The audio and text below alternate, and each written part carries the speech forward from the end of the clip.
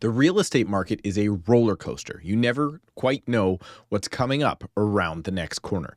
You could be jerked side to side, you could be in for a long, slow climb, or you could experience a heart-wrenching drop. So today I'm going to cover my predictions for where I think the market will take us in 2025. And make sure you stick around until the end of the video, because later on I'm going to link my review of the predictions I did last year, and then you can use that as a gauge on whether or not you should be listening to my predictions at all. But really quick, before I get into my predictions, please know that if you need help in Greater Vancouver or the Fraser Valley, you can book a call with me right now using the link in the description below. And if you want to stay up to date on the market all year long, please subscribe to the channel. Now let's get into my predictions for the coming 12 months. Prediction number one is about where rates are going to be going in the future. Rates right now are the hot topic.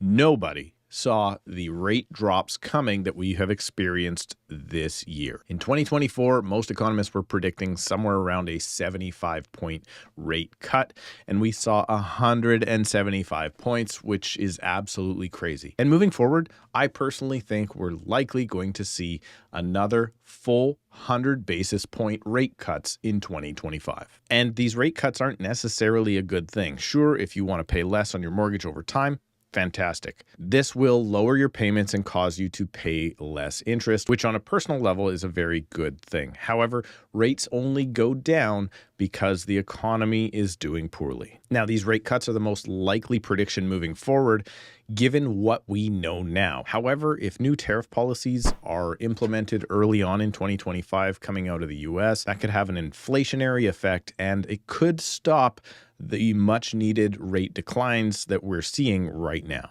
But seemingly with unemployment rising, the Bank of Canada seems focused mostly on employment, which they very much should be, and that will continue to see rate cuts into the future. I do think that the jumbo cuts that we've seen over the last two in October and now December, well, I think those are the last of the 50-point cuts, but I won't be shocked to see another 4 quarter-point cuts over the next 12 months. Prediction number two is that inventory will continue to remain in a balance to possibly touching into a buyer's market for most of the next year. Currently, inventory levels have dropped, which is what is a normal situation in the winter months. But as the spring market picks up, more and more listings come to the market and more buyers start buying up that inventory. However, after years of being in the pandemic, we're finally back up to a healthy amount of inventory on the market, which is what has caused prices not to continue to go up. There's plenty coming back to the market. People want to move. And then there are pressures on folks that shouldn't have bought some certain properties in the first place. And well, they're wanting to try and get out from under those crazy payments, even though those payments are less crazy than they were a year ago. I think there's a good chance that we're going to spend most of 2025 around 7,500 active listings on the marketplace, even though right now in the market, things seem to be going the other way. It does appear that early in the new year, we're going to go into a spot where we could see multiple offers again, but I do think that will peter out later in the year as things like the economy take hold and joblessness may continue to be an ongoing issue moving forward. And there's a possibility that if the unemployment does seem to go up at a higher than expected rate, well, at that point in time, if actual homeowners, not renters, but actual homeowners are the ones that are suffering and possibly even losing their jobs, we could see inventory go well into the 8,000 range here in my local market of the Fraser Valley. And if it hits 10,000, at that point, we could be in trouble. But the reason I don't see that happening is prediction number three. I believe that sales will stay strong over the next year. It may not hit the national 10-year average of something like just over 500,000 sales. However, I do expect us to see a reasonable amount of sales, probably just slightly below the 10-year average.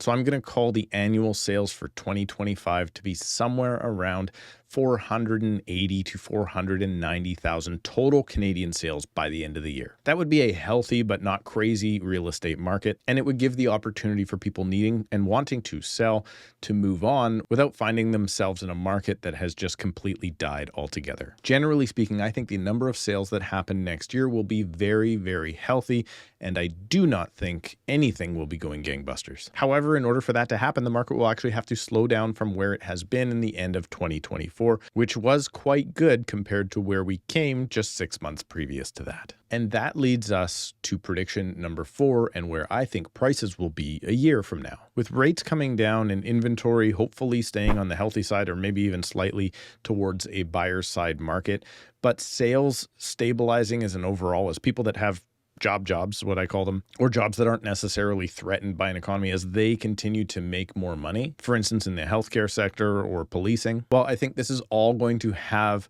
an evening out effect of prices. There will be folks that lose their jobs and have to sell their properties. I think that actually is a realistic thing that could happen this year and likely will. And yes, speculative condo pre-sale folks that have to complete, they could be in really bad shape. But I do believe the demand is there enough to kind of counteract all of this negativity in the marketplace. And personally, I think we're going to have one of the flattest years of real estate that we have seen in a long time. Across most asset classes, if I had to put my thumb on it, I would say both in benchmark and average pricing, there's a good chance we're going to be somewhere around 2% plus or minus from where we are right now. I don't see any reason why there should be massive, crazy upswings, unless, of course, the economy does turn around as a result of these interest rates coming down. And I don't think we're going to see a massive negative pressure, even with the economy suffering, as let's face it, the problem still persists of new home starts falling to absolutely abysmal levels. So my prediction is that, well, we're going to see a lower than average year for growth, but I also don't see us having a big turn back in prices. It's not good for videos like this one in order to get eyeballs and clicks on them, but I think we're going to have a pretty boring year, and I am super thankful for that.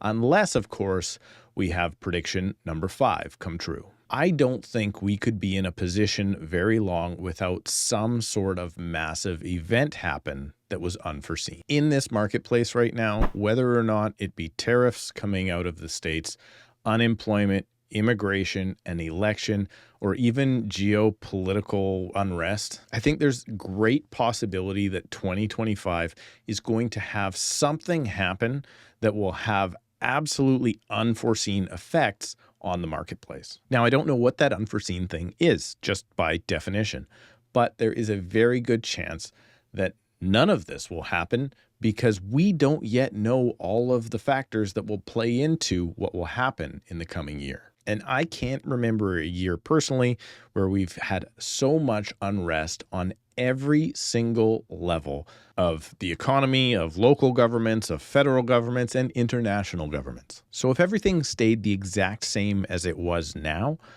I think we're going to have the most boring year of all time.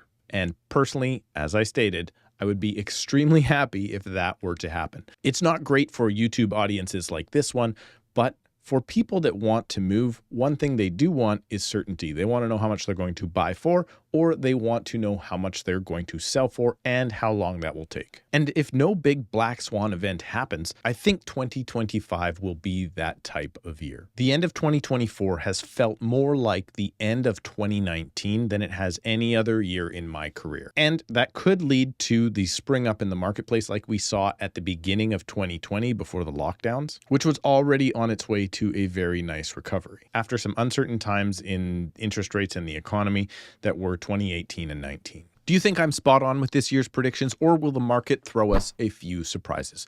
Let me know in the comments below. And as promised, if you want to know how my predictions went for this last year, go ahead and click this video right now so you can find out what I got right, what I got wrong, and what it all means for you. Because the only way to find out how far we have come is to take a quick look back in time, and only then can we move forward.